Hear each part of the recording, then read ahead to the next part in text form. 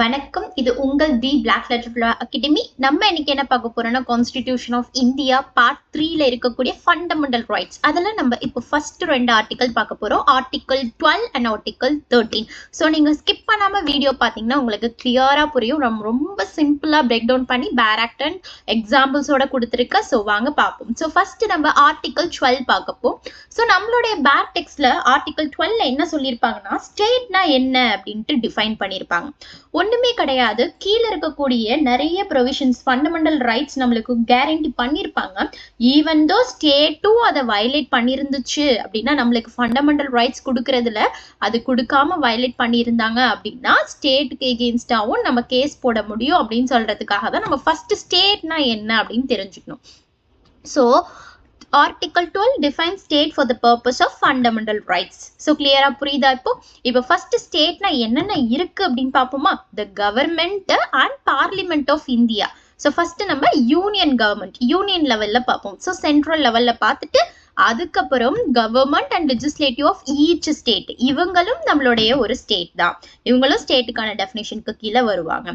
So next local அத்தாரிட்டியில யார் வருவா? Municipalities, panchayat, அவங்க எல்லாமே வருவாங்க. Other authorities within Indian territory are under the control of government of India. ஒன்று டெரிட்டரிக்குள்ளார இந்தியா டெரிட்டரிக்குள்ளார இருக்கக்கூடிய அத்தாரிட்டி, இல்லை நம்மளுடைய கவர்மெண்ட் ஆஃப் இந்தியாவுக்கு கீழே இருக்கக்கூடிய கண்ட்ரோல்ல இருக்கக்கூடிய அத்தாரிட்டிஸ். ஸோ இங்க நம்மளுடைய கோர்ட்டுக்கு வைடான இன்டர்பிரட் பண்றதுக்கான ஒரு வாய்ப்பை இந்த ப்ரொவிஷன்லாம் கொடுத்துருப்பாங்க. ஸோ இதெல்லாம் ஏன் கத்துக்கணும் அப்படின்னா நீங்க ஸ்டேட்னா ஏன்னு தெரிஞ்சுக்கணும்னா ஒன்ஸ் இந்த ஸ்டேட்டுக்குள்ளார விழுந்தா மட்டும்தான் நம்ம என்ன பண்ண முடியும், என்ஃபோர்ஸ் பண்ண முடியும். ஸோ எதெல்லாம் ஸ்டேட் வருதுன்னு நம்மளுக்கு தெரிஞ்சிருச்சுன்னா நம்மளுக்கு ஈஸியா இருக்கும். அதுக்காக ஸ்டேட்டுக்கான கிளியர் டெஃபினேஷன் பார்த்துக்கோங்க. இங்க பாருங்களேன், fundamental rights are enforceable against the state. இந்த பர்பஸ்க்காக தான் நம்மளுக்கு ஸ்டேட்னா என்னன்னு தெரியணும். ஸோ இண்டிவிஜுவலுக்கு எகெயின்ஸ்டா மட்டும் என்ஃபோர்ஸ் பண்ணாம ஸ்டேட்டுக்கு எகெயின்ஸ்டாவும் நீங்க பண்ணலாம். ஸோ ஸ்டேட்னா என்னது, அந்த 4 கேட்டகரிக்குள்ளார வரவங்க. ஸோ அதை நீங்க பாத்துக்கோங்க. நெக்ஸ்ட் நம்ம பார்க்க போறது என்ன டெஸ்ட். ஓகேவா, என்ன டெஸ்ட் நம்ம வச்சு நம்ம இது ஸ்டேட்டா இல்லையா, இந்த பர்டிகுலர் பாடி ஸ்டேட்டா இல்லையா கண்டுபிடிக்கலாம் அப்படின்னா, if a body is an instrumentality ஒரு ஏஜென்சி ஆஃப் த கவர்மெண்டோட இருந்துச்சுன்னா தென் அதை நம்ம ஸ்டேட்னு சொல்லுவோம். ஸோ எதெல்லாம் பார்த்து கன்சிடர் பண்ணலாம்? ஒன்று, அந்த என்டிட்டி இருக்குல்ல, அந்த பாடி கவர்மெண்ட் ஃபண்டிங் மூலமா நடத்தப்படுது அப்படின்னாலோ, இல்லை கவர்மெண்டோடைய கண்ட்ரோல்ல இருக்கு அப்படின்னாலோ, இல்ல அந்த பாடி அந்த என்டிட்டி பப்ளிக் ஃபங்க்ஷனை பெர்ஃபார்ம் பண்ணுது அப்படின்னாலோ, இல்ல was it created to carry of the tasks that is traditionally government ஃபங்க்ஷனை பண்ணுதுனாலும், ஸோ இந்த 4 கேட்டகரிக்குள்ளார வந்தாலோ நம்ம இந்த டெஸ்ட் சாட்டிஸ்ஃபை பண்ணிடுச்சு அப்படின்னு சொல்லி நம்ம அந்த பாடியை நம்ம என்ன சொல்லிடலாம், ஸ்டேட்னு சொல்லிடலாம். ஓகேவா, இந்த test it's not conclusive, it's illustrative அப்படின்னு சொல்லியிருக்காங்க. ஸோ இந்த டெஸ்ட்டை நீங்க எங்கேருந்து கண்டுபிடிச்சி எங்கேருந்து இந்த டெஸ்ட் வந்துச்சு அப்படின்னு பார்த்தோம்னா வாங்க பார்ப்போம். இந்த கேஸ்ல இருந்து தான் வந்துச்சு. ஓகேவா, என்னன்னா ரமணா தயாராம் செட்டி, ஆர்டி செட்டி அப்படின்னு சொல்லுவோம், versus the international airport authority of India. அது ஒரு ஃபேமஸ் கேஸ். இந்த கேஸ்ல தான் சொல்லியிருப்பாங்க எந்த ஒரு bodies and agency or instrumentality of the கவர்மெண்டா இருந்துச்சுன்னா அவங்க இந்த ஆர்டிகல் 12 படி ஃபால் ஆகி அவங்கள நம்ம ஸ்டேட் அப்படின்னு சொல்லிடுவோம் அப்படின்ட்டு. ஸோ இந்த பர்டிகுலர் கேஸ்ல என்ன கொஸ்டின் வருதுன்னா, இந்த international airport authority of India ஸ்டேட்டா இல்லையா அப்படின்னு பார்க்கும்போது எஸ் இட் இஸ் ஸ்டேட்னு சொல்லியிருப்பாங்க. எதை பேஸ் பண்ணி அப்படின்னா அவங்களுடைய கேபிட்டல் எல்லாமே ப்ரொவைடட் பை சென்ட்ரல் கவர்மெண்ட் தந்திருப்பாங்க. அது மட்டும் இல்லாம significant control over appointment and termination. So அந்த கவர்மெண்ட் தான் அந்த அப்பாயின்மெண்ட் அண்ட் டெர்மினேஷன் கவர்மெண்ட் தான் கண்ட்ரோல்ல வச்சிருப்பாங்க. அது மட்டும் அதை ஸ்டேட் அப்படின்னு டிசைட் பண்ணியிருப்பாங்க. அடுத்தது பார்த்தோம்னா அஜய் ஹாசியா வெர்சஸ் காலித் முஜிப். ஸோ இந்த கேஸ்ல இன்னும் கொஞ்சம் இந்த டெஸ்ட்டை எக்ஸ்பேண்ட் பண்ணியிருப்பாங்க. என்னதுன்னா the test to include societies registered under Societies Act. ஒரு சொசைட்டி இருக்கு, அது சொசைட்டி ஆக்ட்ஸ்குள்ளார ரிஜிஸ்டர் பண்ணி இருந்து கவர்மெண்ட் கண்ட்ரோலா இருந்துச்சுன்னா அவங்களுமே என்னது ஸ்டேட்டுக்கு கீழே வருவாங்க அப்படின்ட்டு வைடர் இன்டர்பிரிட்டேஷன் தந்திருப்பாங்க. ஸோ இந்த கேஸ் லாஸ்லாம் நோட் பண்ணி வச்சுக்கோங்க. ரொம்ப பாயிண்ட் சொல்றனோ என்னென்ன இம்பார்ட்டன்ட் பாயிண்ட் சொல்றனோ நோட் பண்ணி வச்சுக்கோங்க.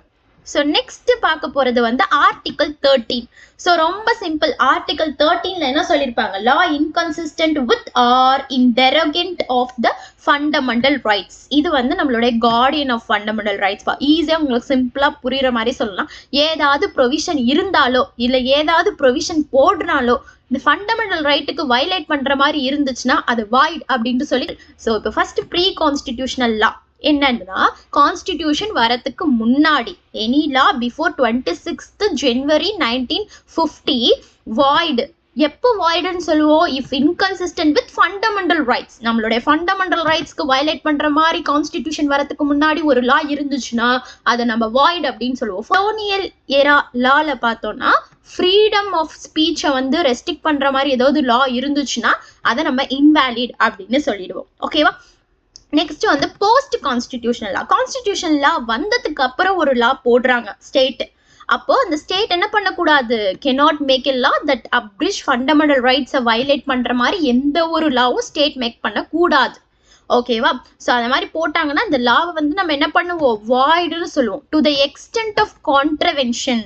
ஸோ எந்த லெவலுக்கு அது வயலேட் பண்ணுதோ அந்த லெவலுக்கு மட்டும் நம்ம தூக்கி வெளில வச்சுடுவோம். ஓகேவா? வாய்டுன்னு சொல்லிடுவோம். ஓகேவா? ஆனா அதுக்கு பியாண்ட் கிடையாது. எந்த லெவலுக்கு நம்மளுக்கு வயலேட் பண்ணுதோ அந்த லெவலுக்கு மட்டும்தான். ஸோ நம்ம இது டாக்ட்ரின் பார்க்கும்போது நம்மளுக்கு புரியும். டாக்ட்ரின் ஆஃப் செவரபிலிட்டி பார்க்கும்போது நம்மளுக்கு தெரியும் இது எப்படின்ட்டு. ஓகேவா? நெக்ஸ்ட் பார்ப்போம். Next definition of law and law in force. So law என்னென்ன? லானா என்னென்ன இருக்கு அப்படின்னா, ordinance, order, bylaw, rules, regulations, notification, customs and usage. So இதெல்லாம் எதுக்காக சொல்லியிருக்காங்க? நம்மளுடைய ஆர்டிகல் 13 clause 1 and 2ல வந்து நம்மளுக்கு லான்னு பேசியிருப்பாங்க. ஸோ இந்த மாதிரி ஃபண்டமெண்டல் ரைட்ஸ்க்கு எகெயின்ஸ்டா இந்த ஒரு லாவும் போடக்கூடாது. இருந்தாலும் கான்ஸ்டிடியூஷனுக்கு வரத்துக்கு முன்னாடி இந்த மாதிரி லா இருந்தாலும் வாய்டுன்னு சொல்லுவாங்க. ஸோ அந்த லா அப்படின்னா என்ன அப்படின்னு சொல்லக்கூடிய கொஸ்டினுக்கு ஆன்சர் தான் இந்த இது. அதுக்கப்புறம் லா இன் ஃபோர்ஸ் அப்படின்னா all law made by competent authority before the constitution came into effect. Constitution வரதுக்கு முன்னாடி என்னென்ன லா இருந்துச்சோ அந்த லா எல்லாருமே எல்லாமே யார் போட்டிருக்கணும்? காம்பிடென்ட் அத்தாரிட்டி போட்டிருக்கணும். ஈவன் தான் அந்த லா கொஞ்சம் இடத்துல இருந்தாலும் கூட பரவாயில்ல, அது லா இன் ஃபோர்ஸ் அப்படின்னு நம்ம சொல்றோம். Like constitutional amendment. ஸோ இது வந்து நம்மளுடைய ஒரிஜினல் கான்ஸ்டிடியூஷன் வரப்போ இல்லை, 24th அமெண்ட்மெண்ட்ல தான் ஆட் பண்ணியிருக்காங்க. என்ன அப்படின்னா, நம்மளுடைய article 13 does not apply to constitutional amendment under article 368க்கு அப்ளை ஆகாது. ஸோ நம்ம சொல்லியிருக்கோம்ல, அந்த ப்ரீ கான்ஸ்டிடியூஷனல் லா வந்து ஃபண்டமெண்டல் ரைட்டை அப்ரீச் பண்ண மாதிரி இருக்கக்கூடாது, போஸ்ட் கான்ஸ்டிடியூஷனல் லாவும் பண்ண மாதிரி இருக்கக்கூடாது, ஃபண்டமெண்டல் ரைட்ஸ் அப்ரீச் பண்ற மாதிரி இருக்கக்கூடாது. ஸோ அதுக்குள்ள இந்த கான்ஸ்டிடியூஷனல் அமெண்ட்மெண்ட் வருமா அப்படின்னு கொஸ்டினுக்கு இல்லை அப்படின்ட்டு நம்மளுக்கு சொல்லிட்டாங்க. ஏன்னா ஆர்டிகல் 13 வந்து கான்ஸ்டிடியூஷனல் அமெண்ட்மெண்ட்டுக்கு அப்ளை ஆகாது. சரி, நம்ம ஈஸியா 24th அமெண்ட்மெண்ட் இருக்கிறதுனால நம்மளுக்கு தெரிஞ்சிச்சு அமெண்ட்மெண்ட் வந்து லாக்குள்ளார வராது அப்படின்னு தெரிஞ்சிச்சு. அதுக்கு முன்னாடி நம்மளுக்கு லாட் ஆஃப் டிஸ்கஷன்ஸ் நம்மளுடைய கேஸ் லாஸ்ல வந்திருக்கு. So first Shankari Prasad versus union of இந்தியாவில் என்ன சொல்றாங்க? அமெண்ட்மெண்ட்லாம் வந்து லாக்குள்ளாரெல்லாம் வராது, ஆர்டிகல் 13 வராது. ஸோ பார்லிமெண்ட் என்ன பண்ணலாம்? ஃபண்டமெண்டல் ரைட்ஸ் அமெண்ட் பண்ணலாம் அப்படின்னு சொல்லிடுறாங்க. Sajjan Singh versus state of Rajasthan என்ன சொல்றாங்க? சங்கரி பிரசாத் கேஸ்ல என்ன சொல்லியிருக்காங்களோ அதே ரீஅஃபர்ம் பண்ணிட்டு amendment not challengeable under article 13 அப்படின்னு சொல்லிட்டாங்க. ஒன்ஸ் அமெண்ட்மெண்ட் லாக்குள்ளார வந்துச்சுன்னா சேலஞ்ச் பண்ண முடியும். இங்கே அமெண்ட்மெண்ட் லாக்குள்ளார வராது, அதனால நாட் சேலஞ்சபிள் அப்படின்னு சொல்லிட்டாங்க. Next Golaknath case versus state of பஞ்சாப்ல என்ன சொல்றாங்க? அப்படியே தலைக்கீழ மாறிடுச்சு. என்னன்னா, அமெண்ட்மெண்ட்டும் லாக்குள்ளார வரும் அப்படின்னு சொன்னதுனால பார்லிமெண்ட் வந்து ஃபண்டமெண்டல் ரைட்ஸ் அமெண்ட் பண்ண முடியாது அப்படின்னு சொல்லிடுறாங்க. சரி, இப்போ 24th அமெண்ட்மெண்ட் ஆக்ட் 1971ல என்ன சொல்றாங்க? ஆர்டிகல் 13 clause 4 வந்து இன்சர்ட் பண்ணிடுறாங்க. இதுலதான் நம்மளுக்கு அழகா சொல்லியிருப்பாங்க, nothing in this article shall apply to any amendment of this constitution made under article 368. So இதுதான் பேட் டெக்ஸ்ட். அதுக்கு தான் நான் இங்க ஷார்ட்டா சொல்லி, அப்ப நம்ம என்ன பண்ணலாம்? பார்லிமெண்ட்டுக்கு பவர் ஃபண்டமெண்டல் ரைட்ஸ் அமெண்ட் பண்றதுக்கு. ஓகே, அமெண்ட்மெண்ட் வந்து ஆர்டிகல் 368ல ஆர்டிகல் 368 மூலமா தான் நம்ம அமெண்ட்மெண்ட் பண்ணுவோம். ஸோ அந்த அமெண்ட்மெண்ட் லாக்கு வராது. ஸோ லாக்குள்ளார வராது அப்படின்னா ஆர்டிகல் 13க்கு அப்ளிகபிள் கிடையாது அப்படின்னு சொல்லுவோம். சரி, Kesavananda Bharati versus state of Kerala நல்லா சொல்லியிருக்காங்க. upheld 24th அமெண்ட்மெண்ட் அப்ஹெல்ட் பண்ணி parliament can amend the fundamental law. Parliament can amend the fundamental right amend பண்ணலாம். ஆனா பேசிக் ஸ்ட்ரக்சர் டாக்ட்ரினை வந்து அஃபெக்ட் பண்ற மாதிரி பண்ணக்கூடாது. டாக்ட்ரின் ஆஃப் பேசிக் ஸ்ட்ரக்சரை அஃபெக்ட் பண்ற மாதிரி எந்த ஒரு இதுவும் பண்ணக்கூடாது, அல்டர் பண்ண மாதிரி பண்ணக்கூடாது அப்படின்னு தான் இங்க சொல்லியிருப்பாங்க. நம்ம பார்க்க போறது ஜுடிஷியல் ரிவ்யூ.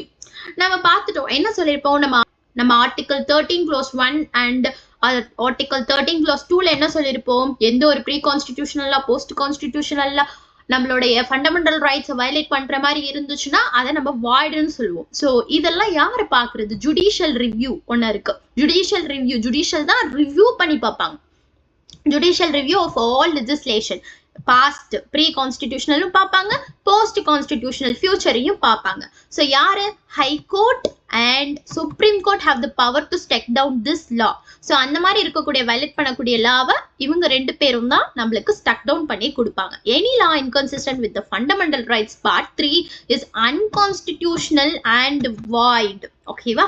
ஸோ எந்த ஒரு லா வந்து இந்த பாஸ்ட்லயோ ஃபியூச்சர்லயோ ஃபண்டமெண்டல் ரைட்ஸை வயலேட் பண்ற மாதிரி இருந்துச்சுன்னா அந்த ஹைகோர்ட்டும் சுப்ரீம் கோர்ட்டும் அந்த லாவை அன்கான்ஸ்டிடியூஷனல் அண்ட் வாய்ட் அப்படின்னு டிக்ளேர் பண்ணிடுவாங்க.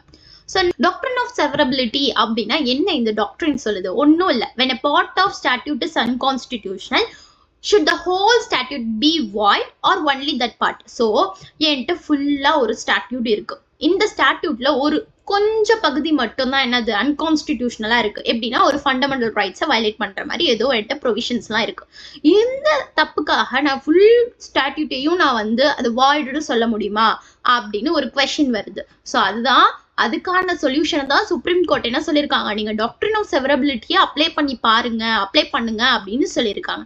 இஃப் த அஃபெண்டிங் ப்ரொவிஷன் அப்படின்னா எந்த ஒரு ப்ரொவிஷன் அன்கான்ஸ்டிடியூஷனலா இருக்கோ, ஃபண்டமெண்டல் ரைட்ஸை வயலேட் பண்ற மாதிரி இருக்கோ, அது ஒரு வேலிடான செப்பரேட்டட் ஃப்ரம் த வேலிட் பார்ட்ல இருந்து பிரிக்க முடிஞ்சிச்சு அப்படின்னா தென் அந்த அன்கான்ஸ்டிடியூஷனலா இருக்கக்கூடிய போர்ஷனை மட்டும் ஸ்டக் டவுன் பண்ணுங்க, அதை மட்டும் வாய்டு சொல்லுங்க. Rest of the provisions, rest of the ஸ்டாட்யூட்டை எதுவுமே பண்ணாதீங்க அப்படின்னு சொல்லியிருப்பாங்க. இதுதான் அந்த பிரின்சிபல். செவரபிலிட்டி அப்படின்னா பிரிச்சு தனியா எடுத்துட்டு போயிட்டு வாய்டு அப்படின்னு சொல்றது, புரியுதா? ஸோ கான்ஸ்டிடியூஷனல் பேசிஸ் உங்களுடைய பேக் டெக்ஸ்ட் எடுத்து பாருங்களேன். ஆர்டிகல் 13ல இருக்கக்கூடிய ஃபர்ஸ்ட் கிளாஸ்ல பாத்தீங்கன்னா to the extent of such இன்கன்சிஸ்டன்சியை மட்டும் நான் வாய்டுன்னு சொல்லுவேன். ஸோ மொத்தமா நான் வாய்டு சொல்றது எது வந்து ரிபக்னன்ட் ப்ரொவிஷனா இருக்கோ அது மட்டும் வாய்டு, என்டையர் லா கிடையாது. நெக்ஸ்ட் நம்ம என்ன பார்க்க போறோம்னா டாக்ட்ரின் ஆஃப் எக்லிப்ஸ். ஸோ நம்ம ப்ரீ கான்ஸ்டிடியூஷனல் லா வந்து பார்த்தோம்ல, நம்மளுடைய அந்த கான்ஸ்டிடியூஷன் வரத்துக்கு முன்னாடி ஒரு லா வந்து நம்மளுடைய ஃபண்டமெண்டல் ரைட்ஸ்க்கு வயலேட் பண்ற மாதிரி இருந்துச்சுன்னா நம்ம வாய்ட் பண்ணுவோன்ட்டு.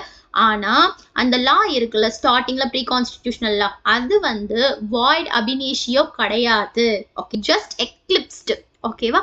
மறைஞ்சிடும். எப்படி வந்து ஒரு மூன் வந்து சன்னை மறைக்குதோ அது மாதிரி என்ன ஆகும், அன்என்ஃபோர்ஸபிள் இல்ல டார்மெண்ட், மறைஞ்சிடும். ஓகேவா? ப்ரீ கான்ஸ்டிடியூஷனல் லா.